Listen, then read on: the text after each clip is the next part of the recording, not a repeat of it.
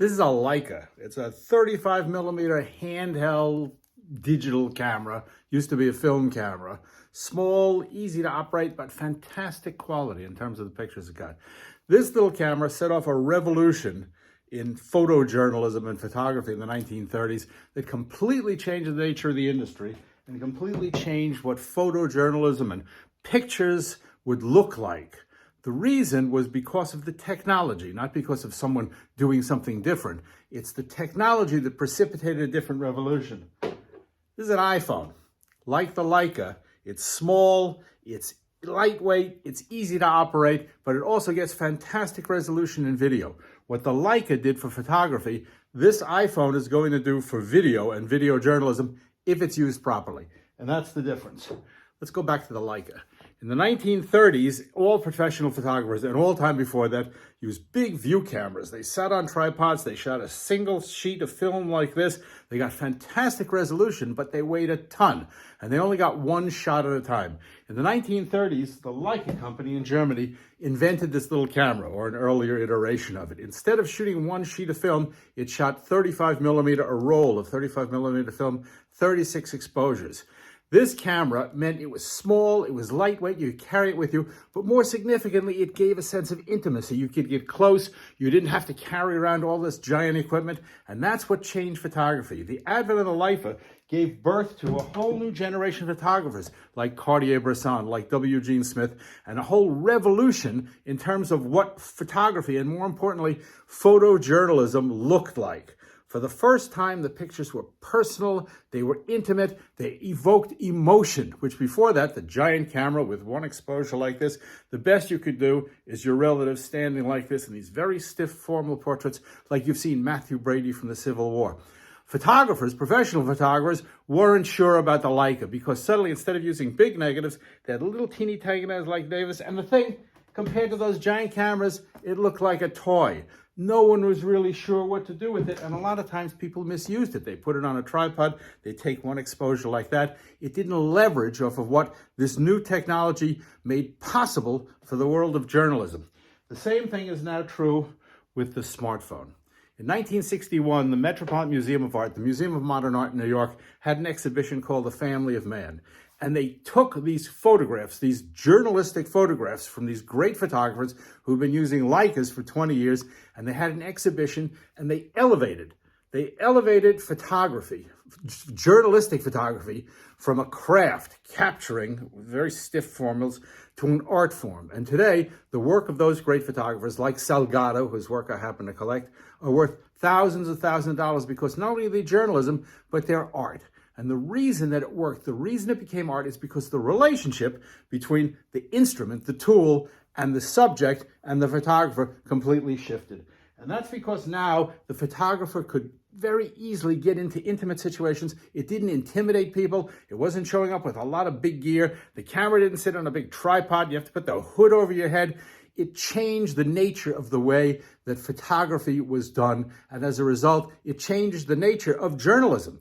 The point of journalism is not just to take a picture in terms of photography and in terms of video. The point of journalism is to capture a moment, to carry emotion, to evoke that emotion in the viewer, to capture the emotion of the story. You have to be close, you have to be intimate, and you have to have a relationship with your subject. The Leica allowed you to do that. What Leicas did for still photography in the 1940s and 1950s, iPhones and smartphones can do for video journalism. It doesn't mean replacing big, heavy, shoulder-mounted cameras with little iPhones like this, which some people say, oh, it's not real, it's a toy. It doesn't mean just replacing them and using it in the same way. It means using it in a different way. It means using it in a way that's much more intimate, that captures emotion, that captures power, that doesn't just take a picture, even if it's a great picture because of fantastic lenses, but instead evokes a different kind of response from the subject and captures something in the subject and broadcasts it back to the viewer. And that's the nature of the relationship that we're engaged in when we replace big, heavy cameras with iPhones like this and teach our journalists through the boot camps how to use them in a very, very different way. And they work. And the quality that you get from this is astonishing. The thing shoots 4K, it edits, it adds music, it adds graphics, it goes live. It's an inevitable improvement on a tool for capturing television and video journalism. But to make it work, You have to use it in a very, very different way. You can't use it as a big camera, simply shrunk down. And that's what we try to do with the boot camps. I want you to take a look at this example that came out of KPIX, which is the CBS affiliate in San Francisco. The person who did this, Kit Doe, took the boot camp. This is the story that he did, one-day shoot, done only with an iPhone and a drone, as you'll see at the end. But notice how it captures emotion. It's a beautiful story. It's all done by himself. This, to me, is the future of television journalism, and it's precipitated by this, just like the future of photojournalism, photography in the 1930s was precipitated by this. Did you do this panel? Yes. Oh, you did? Okay. Getting 7-year-olds to sit still can sometimes feel like a miracle. Do you want him to move? I want him to move 3 seconds. 3 seconds. But consider this. These first graders are coding. Coding is not easy, but if you keep trying, you will get it. Their young brains have adopted a way of thinking called growth mindset. What is a growth mindset? The growth mindset.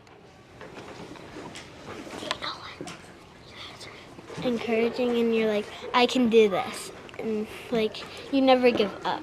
And then you could do different ones, like a circle. How did you learn how to do that? My teacher taught me. Their teacher is Lena Sugihara. After 10 years in the classroom, she's still hacking her own lessons to make them better. There are things that you need to teach, but you can teach it however you like, and I think I really like that creative part. Ms. Sugihara may have cracked the code in creating a modern-day curriculum, combining technology and fun. So you are sure you're not a software engineer? I'm not. To give them so-called thinking tools and get them ready for the real world. What do you do when you get stuck? What kind of strategy can you use so that they feel like, I'm not stuck here forever? Then a wise jellyfish showed. They started back in the fall by writing and reading stories about sea creatures showing grit, patience, and perseverance. Like this. The kids drew their characters on iPads. I need to have stamina. They each recorded voice tracks for the script. I need to have stamina. And you also add the green flag. And then came the secret sauce. Ms. Sugihara used off-the-shelf software called Scratch Junior to teach them what's known as block coding. Working in groups motivated them to not give up. But then when you do something together as a class or with your friends, you get to be like, I'm doing this, what do you think? And you get to bounce ideas off of each other. So when you do this together as a class, it definitely helps them. Like they can go farther. Is it okay if I fix the sounds? With the help of a couple of digital projectors, it all came together.